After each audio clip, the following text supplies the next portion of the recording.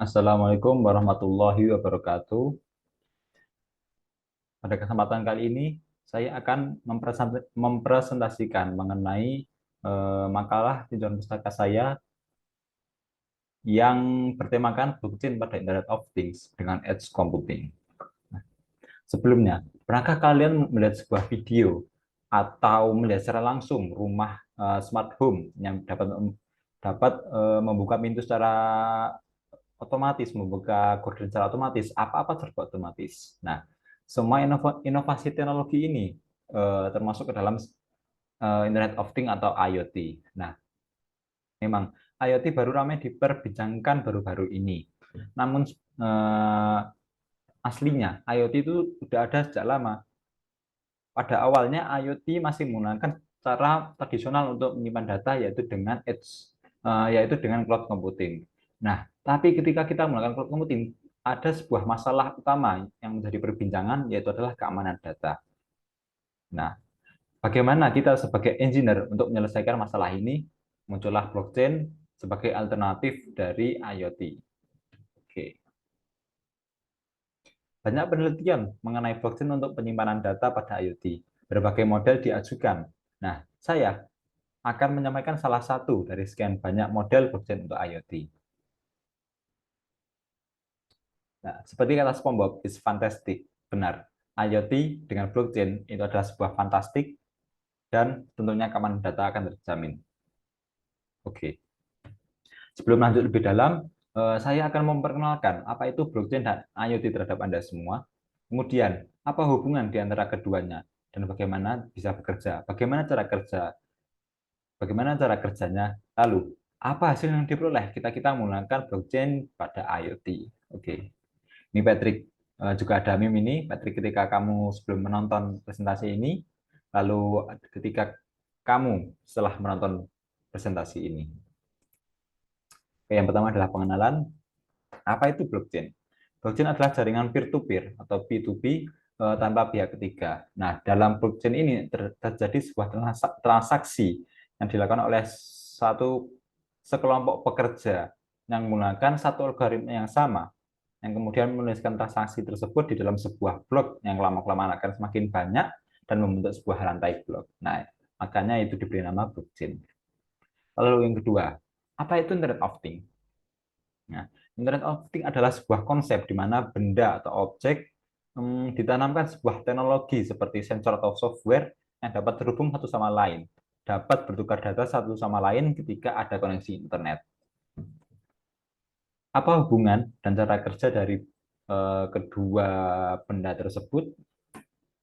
Sebelum lanjut, ada satu komponen lagi yang tidak kalah penting adalah edge computing. Nah, edge computing ini juga memerankan peran yang tidak kalah penting, yaitu mengumpulkan data dari perangkat IoT yang kemudian akan diteruskan ke DHT. Nah, bisa dilihat dari gambar.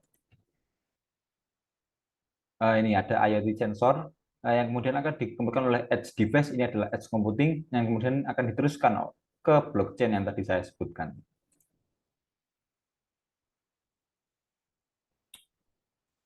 Oke. Lalu bagaimana cara kerjanya?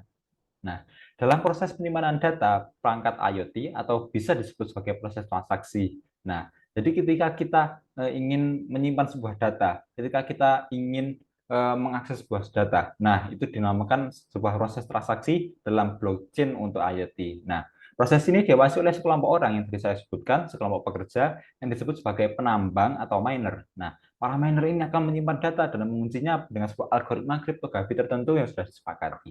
Nah, dalam model yang saya akan sampaikan, kriptografi yang digunakan adalah ellipse curve kriptografi atau ECC sebagai kunci publik. Nah, EEC memastikan keamanan tergantung pada kemampuan menghitung perkalian titik dengan titik acak, serta ketidakmampuan untuk mengetahui perkalian dan mengingat kurva asli dan poin produk. Nah, blockchain penggunaannya dapat dikategorikan menjadi tiga hal. Yang pertama adalah satu, bertindak sebagai buku besar terdistribusi. Dua, mewujudkan penyimpanan terdesentralisasi. Tiga, mendukung layanan terdistribusi dengan menggunakan smart contract. Lalu bagaimana mekanisme autentikasi dari blockchain untuk IoT ini?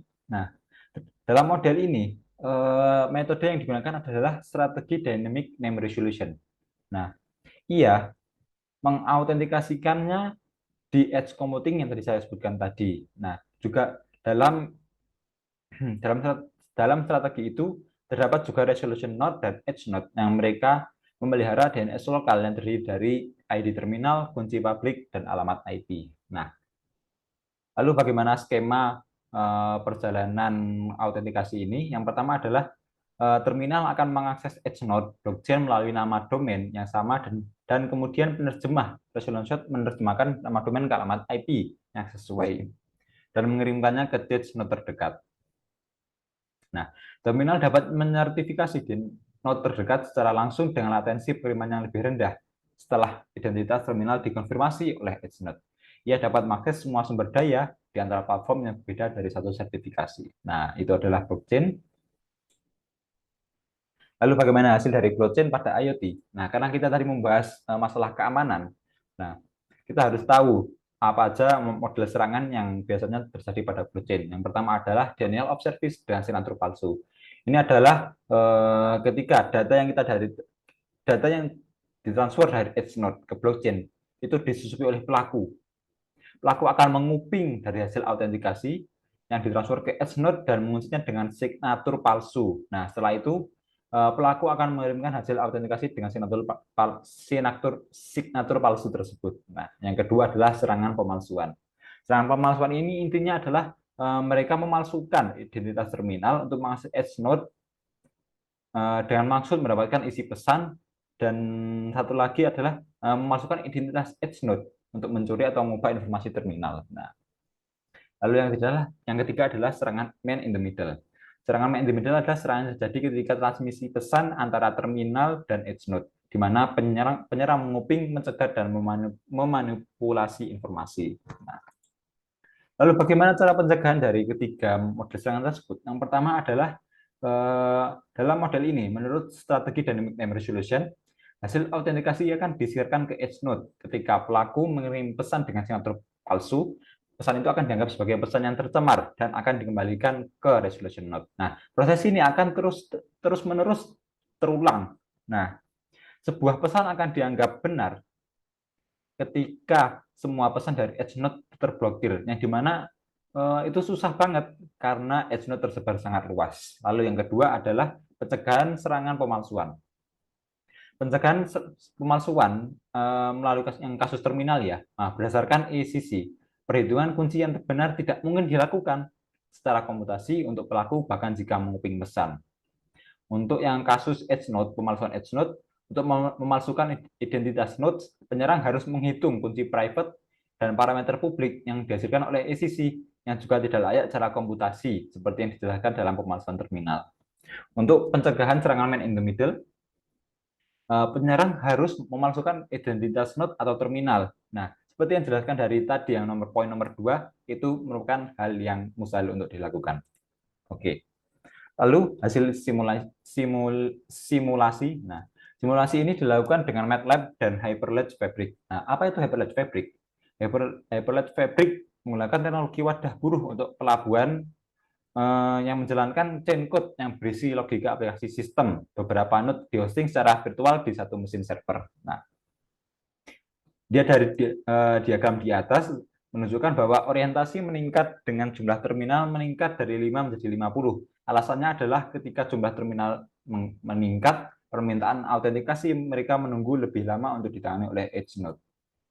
Lalu, diagram yang kedua menunjukkan waktu autentikasi dengan peer yang berbeda. Ketika peer N berjumlah 6, ini yang jumlah 6, latensi rata-rata adalah 36 milidetik. Ketika peer N berjumlah 10, latensi rata-rata bertambah hingga sekitar 50 detik. Ini yang berjumlah 10. Oke. Oke, kita telah mengetahui apa itu blockchain dan IoT, bagaimana hubungan mereka dan cara kerjanya, dan hasil yang diperoleh ketika menggunakan blockchain dan IoT. Dengan menerapkan IoT dengan menggabungkan blockchain dan edge computing dengan tujuan mewujudkan autentikasi yang efisien dan dapat berbagi informasi tanpa harus mengkhawatirkan masalah keamanan data, mekanisme autentikasi terdistribusi berdasarkan strategi dynamic name resolution dan ECC diusulkan.